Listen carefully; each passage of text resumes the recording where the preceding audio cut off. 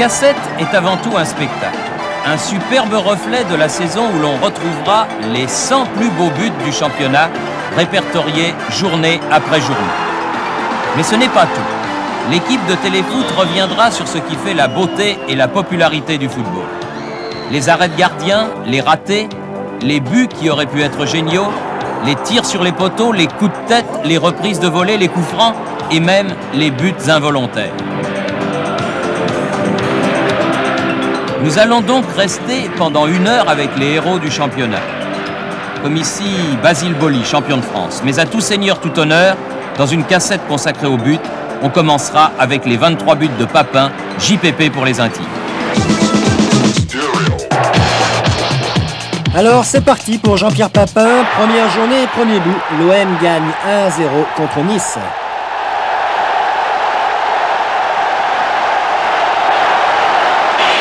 Deuxième journée et deuxième but sur pénalty face à Metz.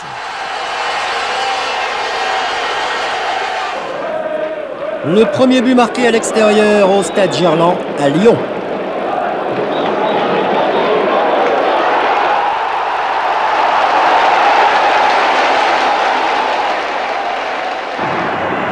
Au stade Vélodrome face à Lille, centre de Philippe Vercruis, reprise à 5 mètres, Nadeau est battu, le même maintenant sous un encre.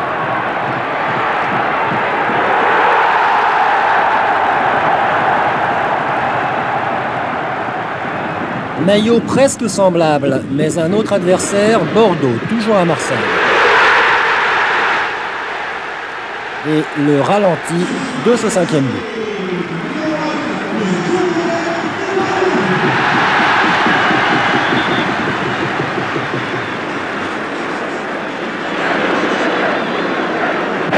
Et toujours contre Bordeaux, toujours à Marseille, son premier doublé de ce championnat.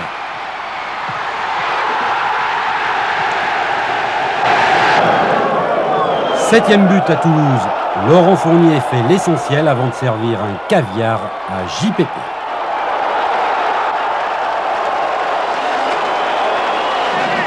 Match important à Monaco, erreur de Sauzet. But de Papin. 9e but face à Saint-Étienne, pénalty en 2 temps.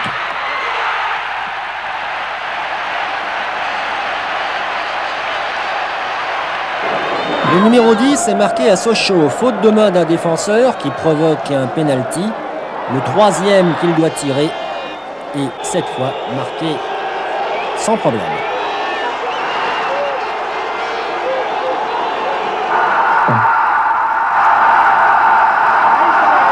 C'est sympa celui-là, non? OM Metz, premier match retour et nouveau pénalty.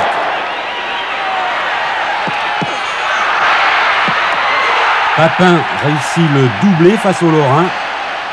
Là, il est excentré, frappe et tord repousse, mais face au capitaine marseillais, ce n'est pas toujours suffisant.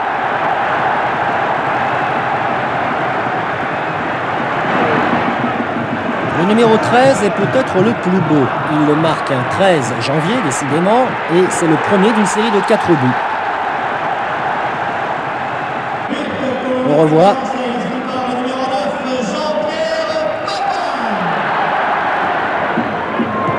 Toujours contre Lyon, donc, le numéro 2. Puis le numéro 3. Tout cela face à Gilles Rousset.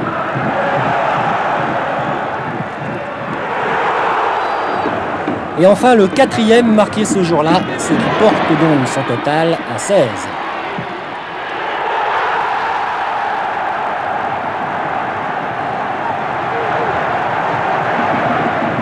OM Nantes, ouverture de Waddle, toile de Desailly et de 17 pour Papin.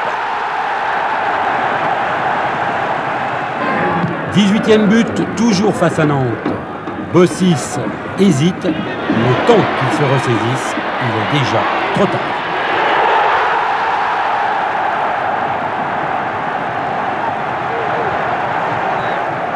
Penalty contre Toulouse.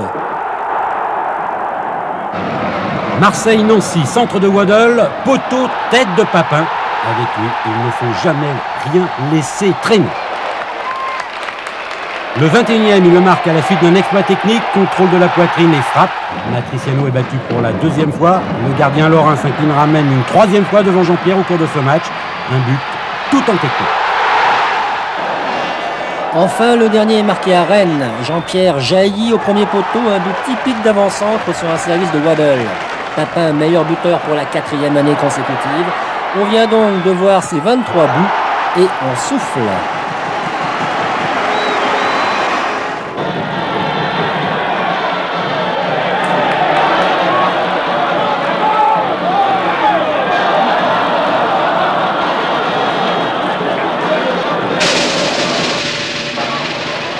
Si la chance fait incontestablement partie de la panoplie du buteur, certains en ont plus que d'autres. C'est le cas du Toulonnais Michel Pineda qui, face à Sochaux, marque sans doute le but le plus incroyable de ce championnat.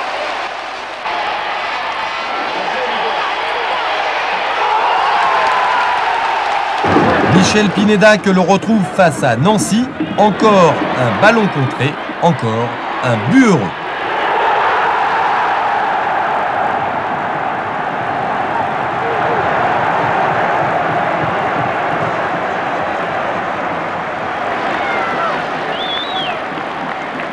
Face à Cannes, le centre du Niçois Mazzuchetti est sans doute raté, mais c'est derrière sa ligne que Michel Dussuyer repousse le ballon. Metz-Sochaux enfin, Pau veut éviter le corner, reprise de Priou et but d'Oudjani dont le seul mérite est de passer par là.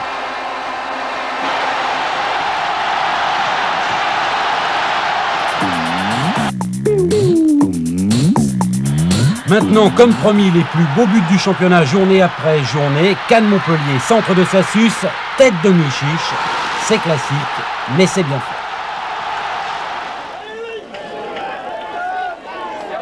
fait. J'aime bien partir de loin parce que j'arrive toujours lancé sur l'adversaire et ma grande force est là.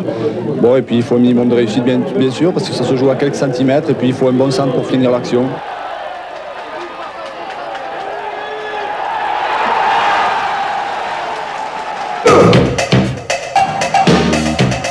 Festival au Molenbeek lors de la deuxième journée. Rennes reçoit le Paris Saint-Germain. L'avant-centre camerounais marque 2 buts sans mutuer. Le premier de la tête, même l'entraîneur de l'équipe adverse apprécie.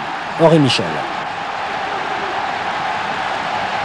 Une tête fantastique de Molenbeek, peut-être le but de l'année. Le centre de Patrick de la Montagne. Quel plongeon de la part de Molenbeek qui rend inutile celui de Joël Batz.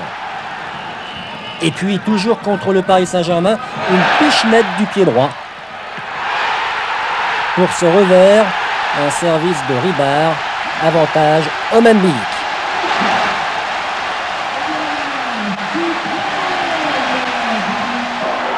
Toujours lors de la deuxième journée, Lyon bat Cannes grâce à un tir de 25 mètres d'un tout jeune joueur plein de culot. Il s'appelle Guillaume Masson.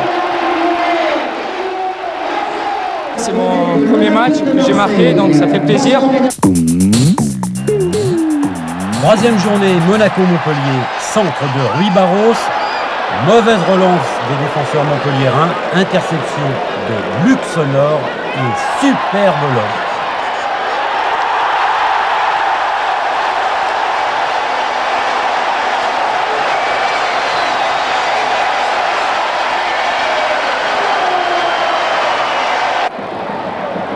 Et puis une volée acrobatique, centre de Stojkovic, reprise de Cantona. Il aime l'OM, il aime son maillot. Nous sommes au début du mois d'août. À l'époque, tout va bien.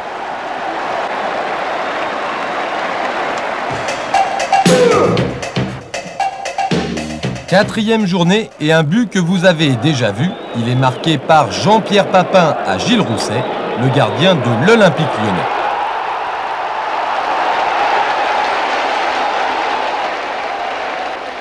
Monaco-Nantes et encore un jeune joueur en vedette, Nicolas Wedek, inscrit son deuxième but de la saison.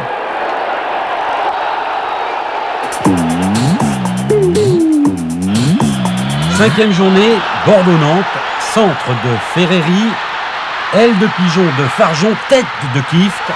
À l'époque, les Bordelais n'avaient pas encore trop de soucis. OM Lille, on a vu tout à l'heure un but de Papin dans ce match, mais le plus beau ce jour-là avait été signé Manuel Amoros. Le plus beau, et de loin, plus de 20 mètres.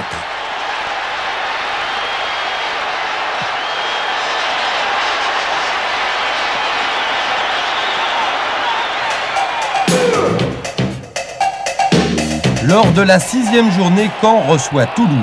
Le Bourgeois tire sur le poteau, le TFC cafouille dans la relance. Récupération de Graham Rix et tir de 40 mètres, Huck et Lebé, c'est le but le plus lointain du championnat. C'est le premier qui marque d'aussi loin de l'aube comme ça. Parce que tu étais au moins à 35 mètres. Ouais. Ouais. C'est la première Ici, fois. oui. Ouais. Ici en Angleterre, non? Non, à l'école, il y a longtemps.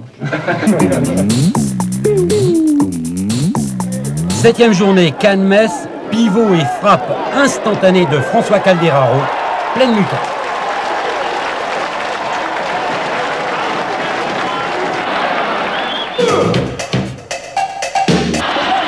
Le but de la 8e journée est marqué à Bordeaux. Centre de Basse-Terre, volée de Jean-Philippe Delpech, belle et battue. Au ralenti, on s'aperçoit que la volée n'est pas parfaite, il y avait du tibia dans l'air. Dans cette même journée, Caen inflige une déroute à Nancy, le plus beau des 4 buts normands est ce tir de 25 mètres de Joël Germain dans la lucarne de Matriziano. Ça s'est passé très vite. Je crois que c'est un ballon qui est perdu par l'équipe de Nancy au milieu de terrain. Et puis elle vient vers moi. Je ne me suis pas posé de questions. J'ai frappé comme j'ai l'habitude de le faire à l'entraînement. Et puis bon, la chance est que j'ai marqué. 8e journée toujours. Naissance d'une réputation, celle de Meij. 9e journée, Stojkovic, Waddle, De Mol dans le vent. Marseille marque à Toulouse.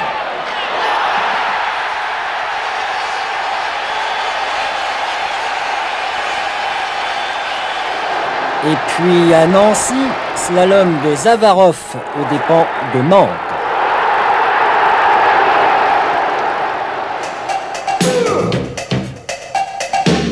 Dixième journée, l'un des tournants du championnat avec la première défaite de l'OM au stade Vélodrome. 35e minute, faute sur Mlinaric à la limite de la surface. Franz Beckenbauer n'est pas d'accord et il a tort. Kazoni accroche le pied du Yougoslave de l'AS Cannes.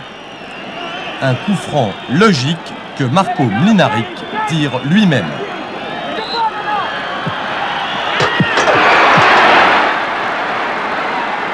Un coup franc parfait, il est 21h05 ce 22 septembre et la carrière française de Franz Beckenbauer débute bien mal.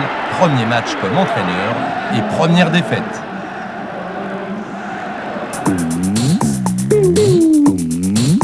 Brest-Caen, but de Salin, chef-d'œuvre collectif analysé par Muslim. On travaille beaucoup jeu, 1 et 2 touches de balle et je crois que ce soir c'était idéal à ce niveau-là. Derby lorrain, Metz reçoit Nancy et réussit 4 buts, tous dignes de figurer dans le top but. Le premier de Pierre Aon après un coup franc d'Azanovic renvoyé par le mur. Deuxième but, Brenovic. Encore la lucarne. Pour le troisième, cette fois le coup franc d'Azanovic contourne le mur et rentre donc directement. Enfin, quatrième but par Calderaro. Quel match, quel but! Saint-Étienne-Cannes, centre de Sivebeck et tête plongeante de Philippe Thibault. À Monaco, Toulouse arrache le match nul grâce à un lob plein de lucidité de Nicolas Basse-Terre.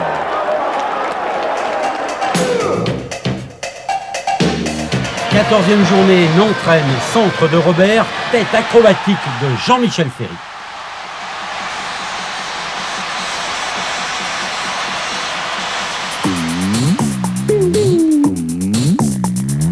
Zavarov, cité pour la deuxième fois, l'OM est battu à Nancy.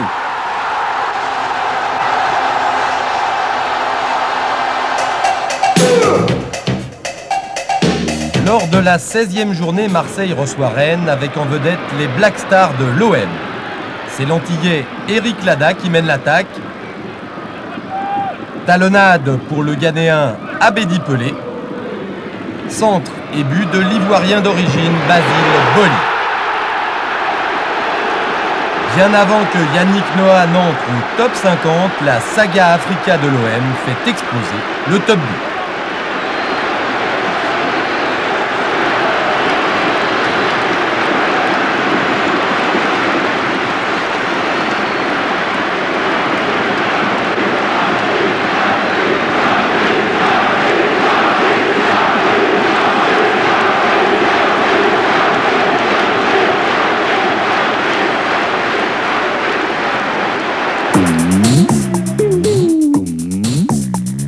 Septième journée, Montpellier-Bordeaux, tête de blanc, contrôle de la poitrine et reprise dans la foulée de Garande.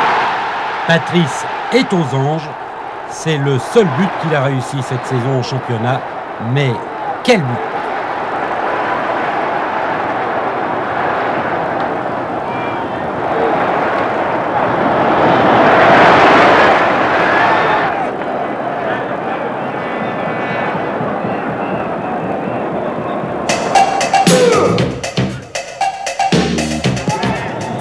Journée, la lumière du jour réussit à Franck Sauzet. Il papillonne en principauté et réussit le banco contre Nancy. La facture est payée par Matriciano.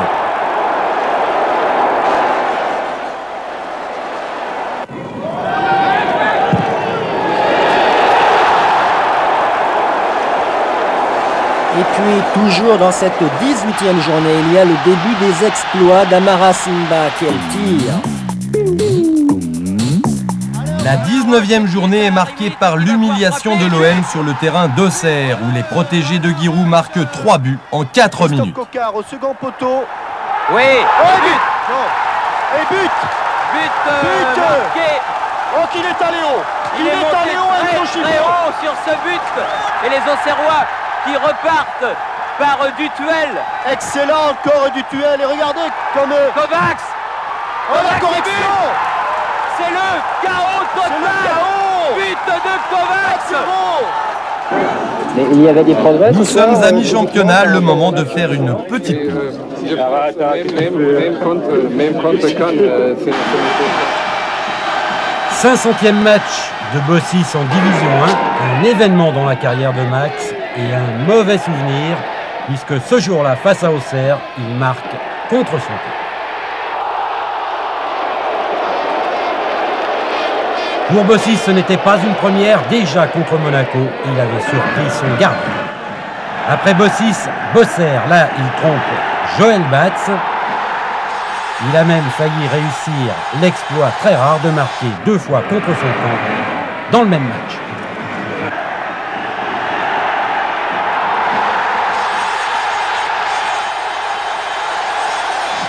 Le but contre son camp le plus pur, c'est probablement celui de Carlos Moser face au PSG.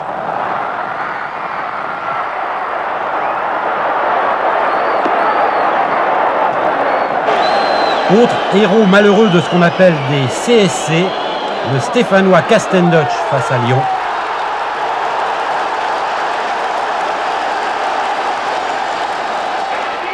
Le Montpelliérain Tétis devant Bordeaux. Le Brestois Van Herpen face à l'Olympique de Marseille. Le but contre son camp le plus surprenant de l'année. Et il ne fait pas vraiment la joie de la main. Tête du Canet Fournier qui ne laisse aucune chance à son gardien, François Lemasson. Premier match en Division 1 pour Rabé Sandrantana.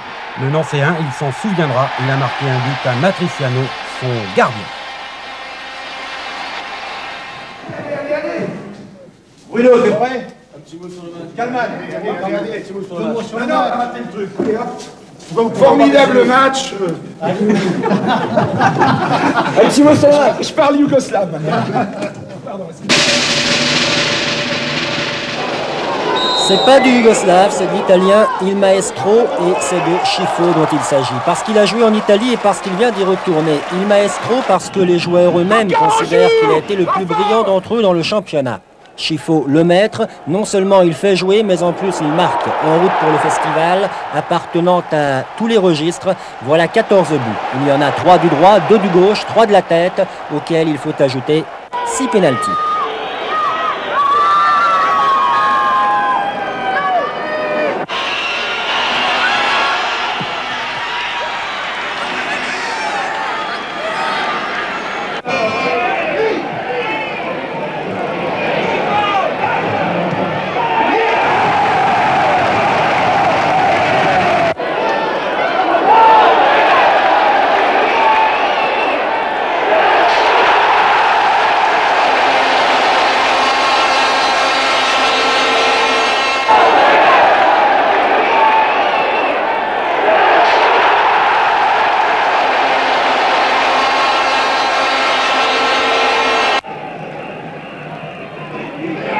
Et voilà sa rencontre la plus accomplie contre Sochaux. Ce jour-là, le 12 mars, et dans un match en retard, il marque 3 fois.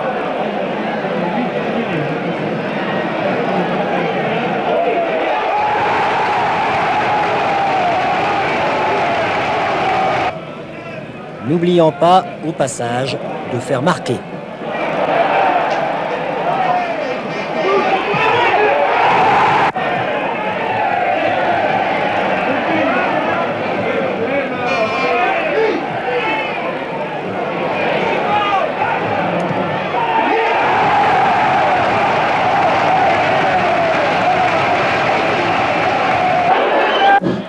Ah, enfin, celui-là est bien sur le plateau de Téléfoot. Enzo nous a déclaré « c'est peut-être le plus beau de toute ma carrière ».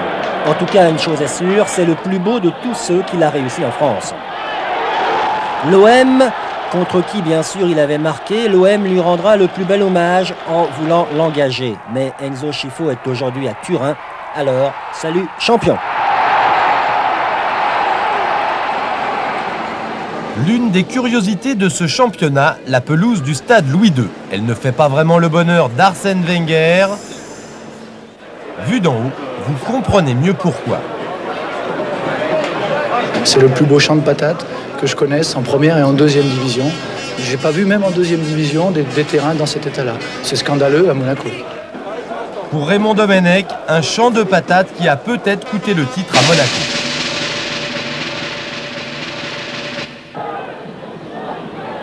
Dans le football aujourd'hui, il y a les beaux buts et ceux que l'on dit foireux. Mais ceux-là, ils comptent aussi. Ils ont même exactement la même valeur. Il y a des spécialistes de ce genre de but, comme par exemple l'Allemand Gerd Müller en son temps.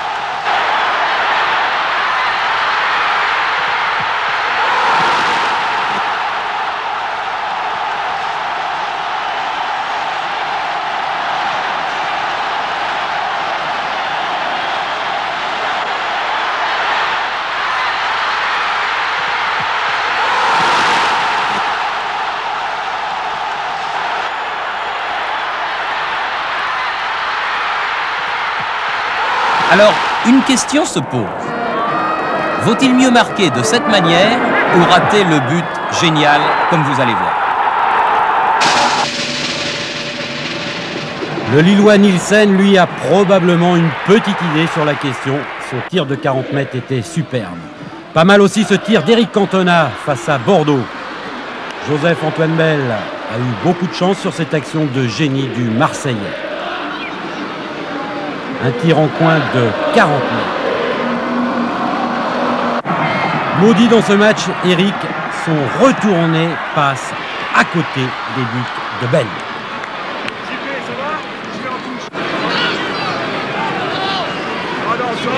Eric, est-ce que la chance, ça existe pour un attaquant? Non, je pense qu'on a beaucoup de chance déjà d'être en vie et en bonne santé, c'est le principal. Le football, ça a toujours été un jeu, ça continuera toujours à être un jeu. Et ce soir, c'était un jeu. Mais est-ce que vous considérez que ce soir, vous n'avez pas eu de chance? Pas de réussite, mais beaucoup de chance d'être en vie, à mon santé. Papin a eu également son lot de malheur. Ciseaux retournés, déviés involontairement par l'épaule d'un Toulousain.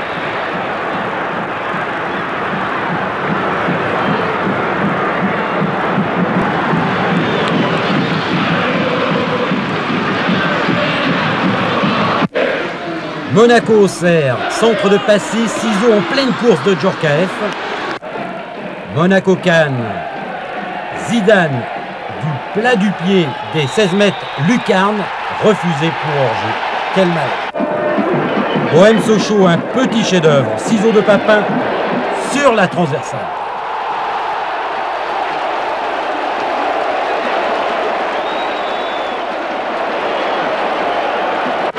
OM Metz, Waddle du pied droit. Malheureusement, le but est refusé pour un hors-jeu de position.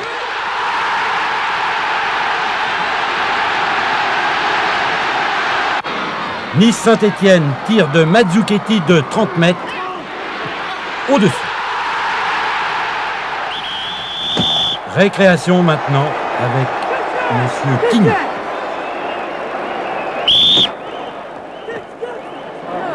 La merde, faites chier, calmez-vous, faites chier. Calmez-vous. Il fait des deux côtés là, hein. Il faut siffler des deux côtés là.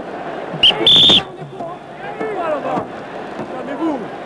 Des deux côtés, c'est fini, hein.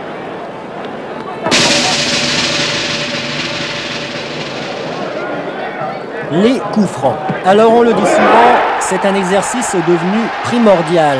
À ce petit jeu, il y a des spécialistes redoutables. Meilleur exemple, le Yougoslave de Metz, Aljoša Hazanović.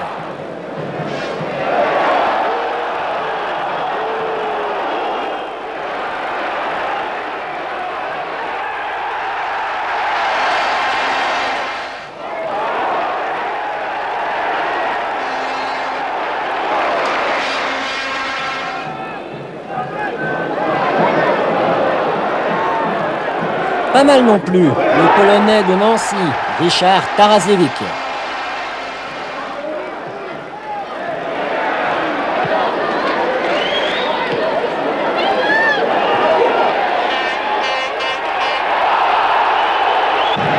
Of course, Chris Waddle.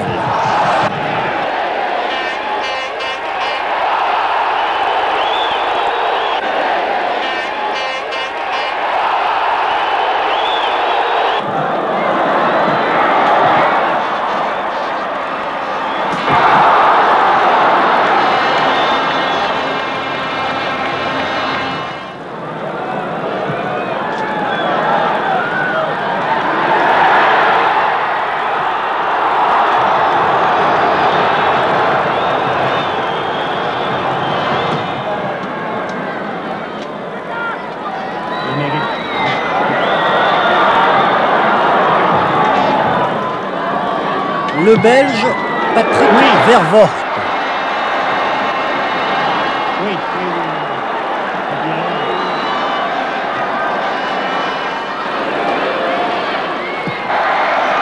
Et puis un Français tout de même, Fabrice Meige, qui joue bien sûr à Nice. François Brisson à présent. Des fameux coups de patte de celui qu'on appelle chaton. 2 coups francs dans le même match, pratiquement du même endroit, ça c'est original. Lille contre Toulon, et d'ailleurs Luc Borelli, le gardien toulonnais, s'interroge encore. Il y a de quoi.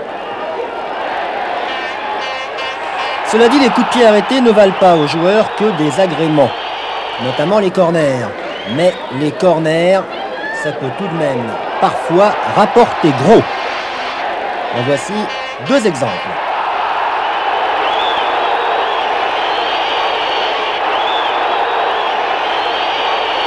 Oui, le ballon était rentré.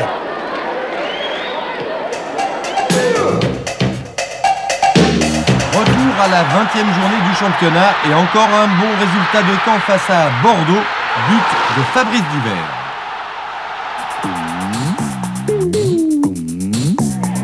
21e journée, Auxerre-Cannes et un but fantastique d'Amara Simba. Il efface 4 Auxerrois avant de réussir une petite pichenette qui lobe Bruno Martin.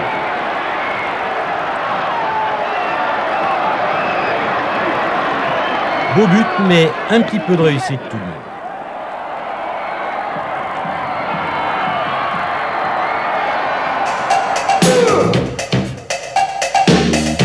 La 22e journée est celle de JPP. On le retrouve, Jean-Pierre Papin, avec l'un de ses 4 buts marqués contre Lyon.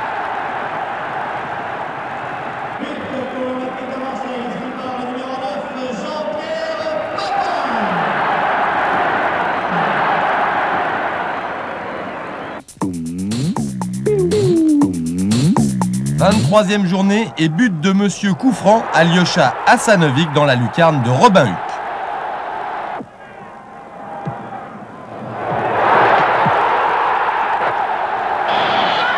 Nice reçoit Brest et Fabrice Poulain profite d'un mauvais dégagement de la défense bretonne pour lever Bernard Lama.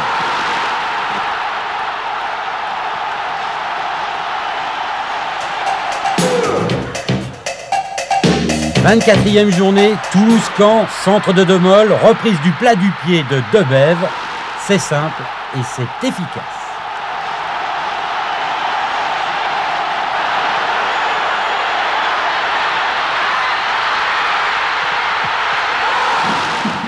Nancy-Montpellier suite à un coup franc de Taraziewicz, reprise en demi-volée de l'extérieur du pied gauche de Franck Gava. Vu de derrière, c'est superbe et imparable.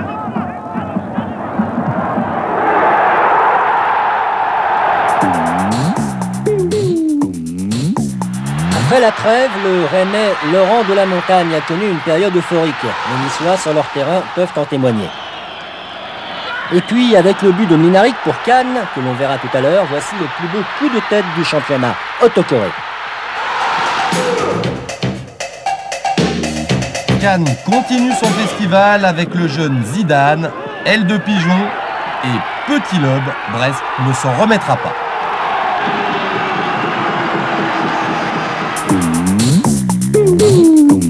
« 27e journée, Monaco-Nice. Ballon repoussé trop mollement, reprise de Buffa dans la lucarne.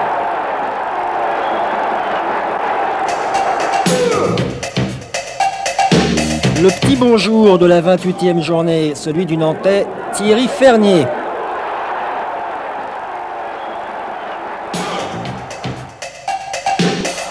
29e journée, Toulouse-Cannes, centre de Delpech, tête plongeante de Michel Pavon. Mauvaise relance de Ziobert pour Montpellier, Mazzuchetti pour Nice récupère et sert Fabrice Mèche, contrôle en pleine course, tire dans la lucarne opposée, incontestablement le plus beau des 10 buts réussis par le stratège azuréen.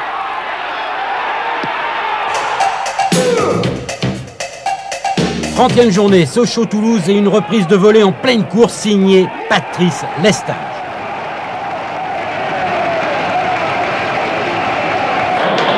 Déjà vu, mais on ne s'en lasse pas, ce but de Chiffre. C'était à Auxerre face à Metz. Enzo estime que ce but est le plus beau qu'il a réussi cette saison. Nous aussi.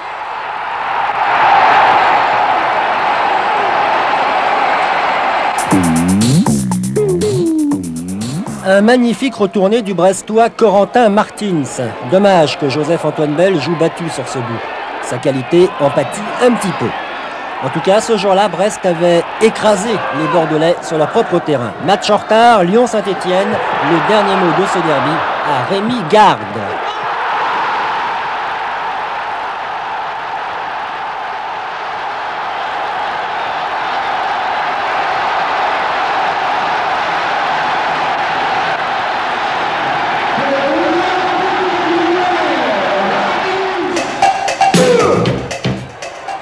La 32e journée est celle des reprises de volée, la plus belle et la plus acrobatique pour Jules Bocandé face à l'Olympique lyonnais.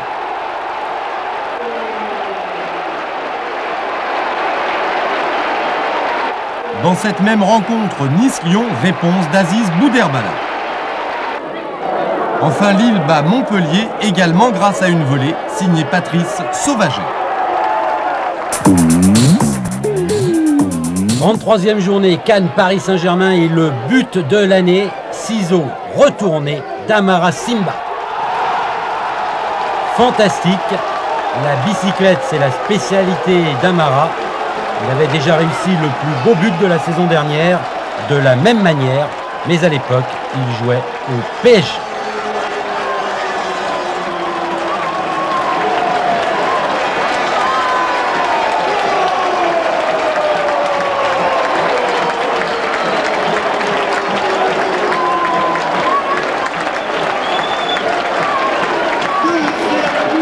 Bise au public et bise au président Pedri.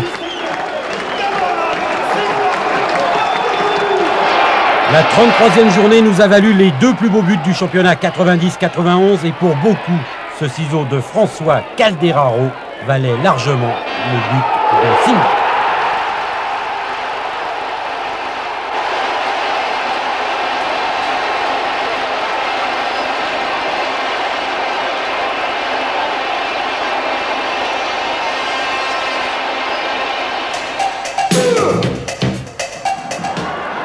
Encore Simba, le flair du chasseur, le crâne du buteur. Et maintenant Amara fait peur. Avec lui, ça rentre comme dans du beurre. Je l'ai. Ouais, je l'ai eu. Au stade Gerland, Lyon reçoit Caen. Dribble en pivot et volée de Bruno Genesio. Du beau boulot.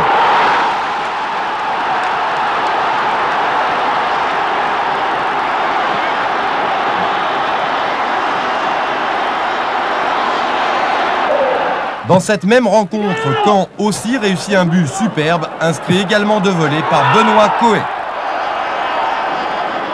Toulon-Bordeaux, contrôle de la poitrine et retournée de Gudjonsen. Avec les beaux jours, les buteurs ont retrouvé le sens du spectacle.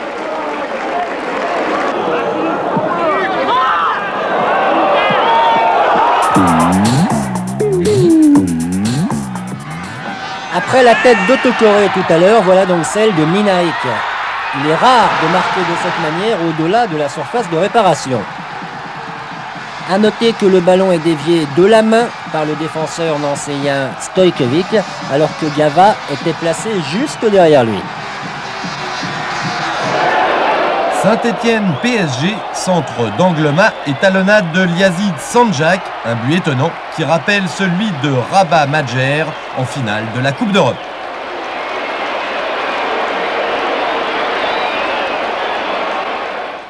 « 35e journée toujours, Nantes-Auxerre, centre d'Autocoré, reprise de Dutuel, pas de problème.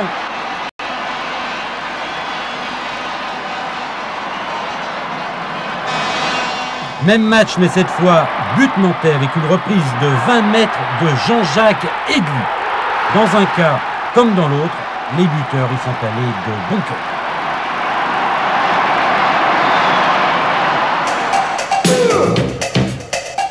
Pour la 36e journée, on retourne à Nancy et on retrouve Zavarov. C'est la 3e fois. «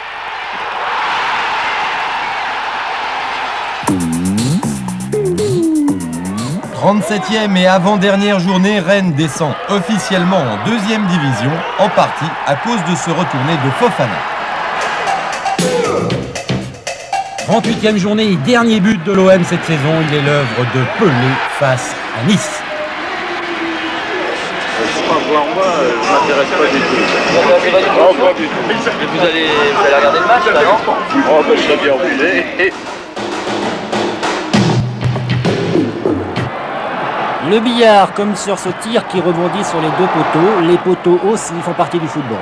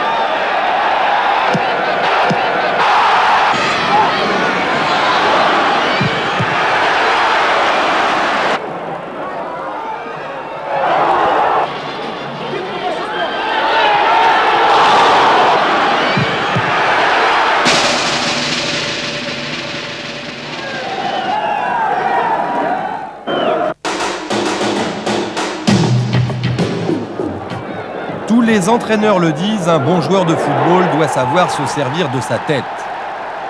Au sens propre comme au sens figuré, la tête est à l'origine de nombreux buts. Voici les plus beaux.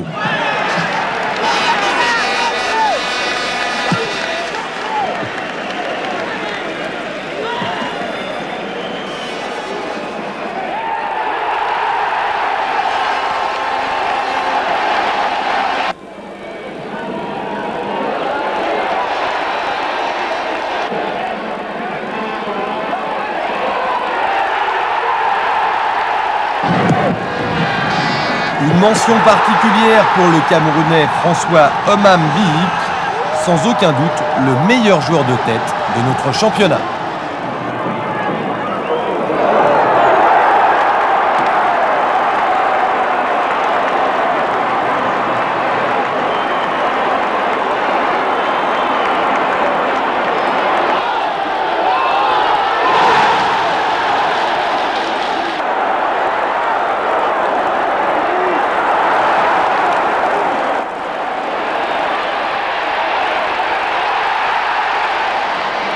Les buts de la tête, ce n'est pas réservé aux grands. La preuve, celle-ci a été réussie par Rui Barros, le plus petit joueur du championnat. Rui Barros, 1,59 m, 26 cm de moins que Franck Sauzé. Cela ne les empêche pas de pratiquer le même sport dans la même équipe. Sur cette action, Sauzé marque. Rui Barros, lui, aurait peut-être eu du mal. Enfin, c'est bien connu, chacun joue selon ses moyens. Mon père, il disait dans la vie, il n'y a pas de grand, il n'y a pas de petit. La bonne longueur pour les jambes, c'est quand les pieds touchent bien par terre. Allez.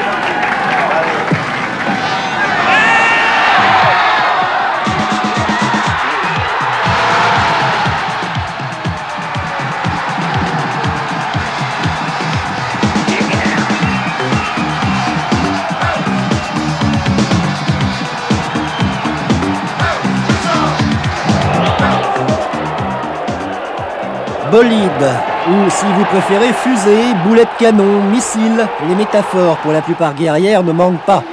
Tout cela désigne évidemment les tirs de loin délivrés avec puissance. Généralement, quand le but est marqué, ou si vous préférez, quand la cible est atteinte, le résultat est spectaculaire.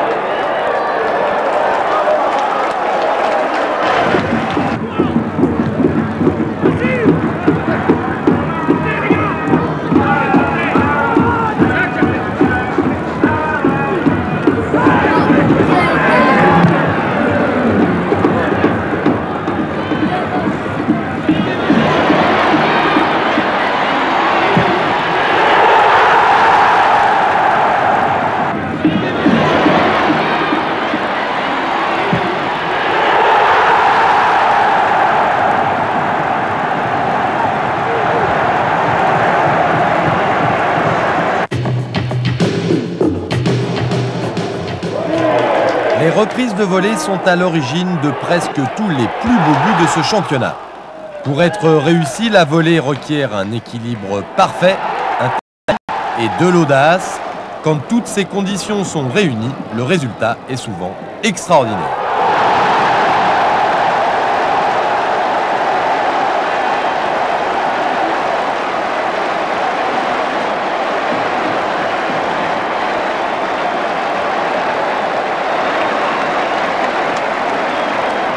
Mais il faut aussi une certaine dose de réussite, comme sur cette reprise de volée de Bernard Pardon.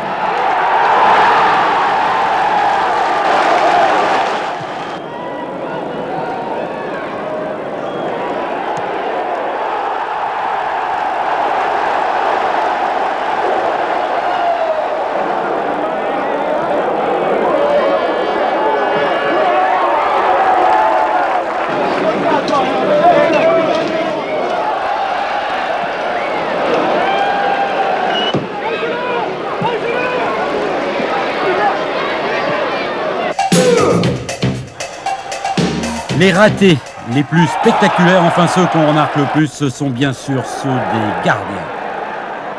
En général, on appelle ça une toile.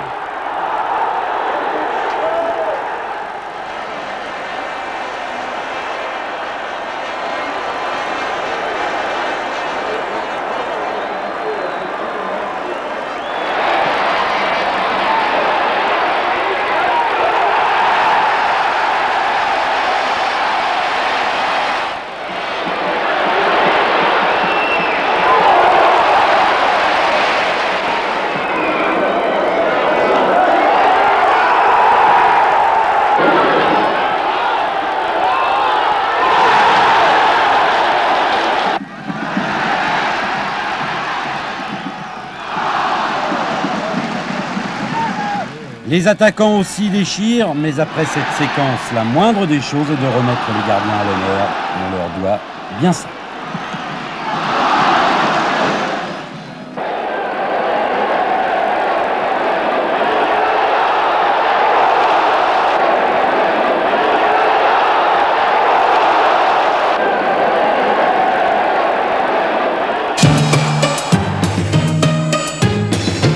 Parade ou hommage aux gardiens donc. Avec les buts, les beaux arrêts font partie de ces moments du football que le public préfère.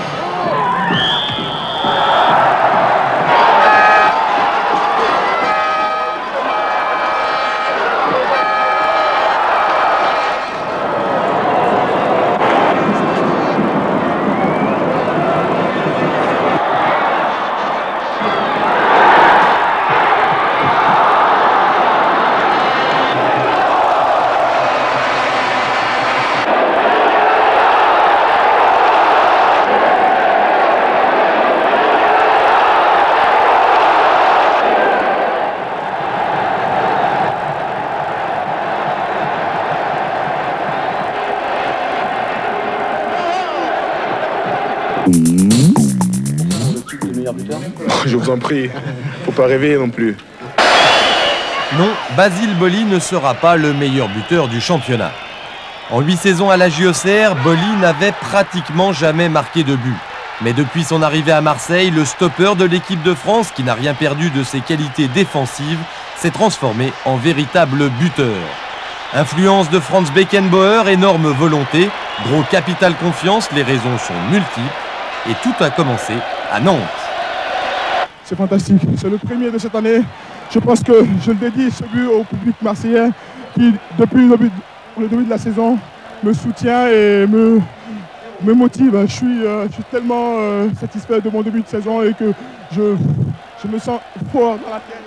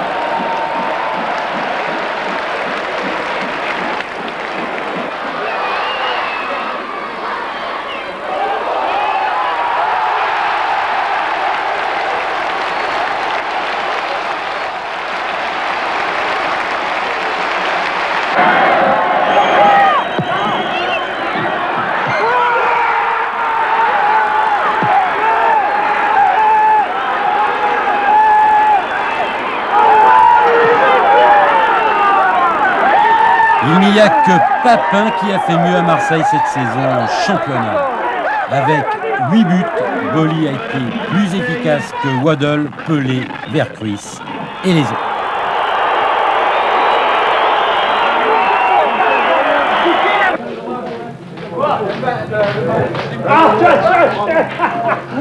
Est-ce que sur le but, il ne fait pas une faute sur le coup franc? Chapeau Basile, content quand il marque ou quand Vercruis donne le titre à l'OM.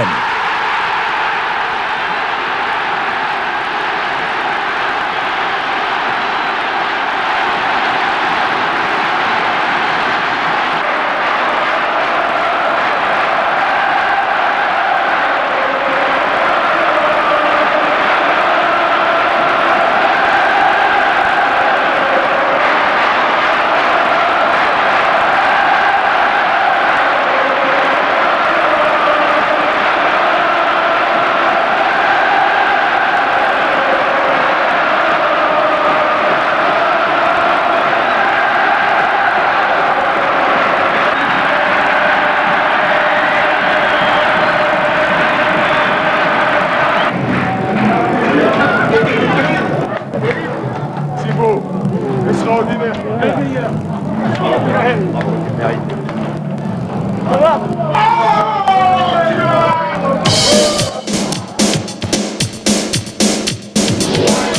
Et le meilleur pour conclure avec le top but définitif du championnat 90-91.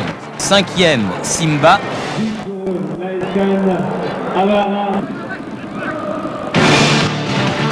4e, Basile Boli.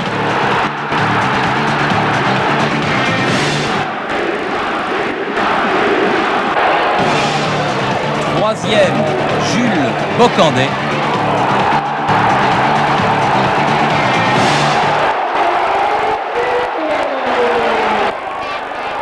2e, François Calderaro.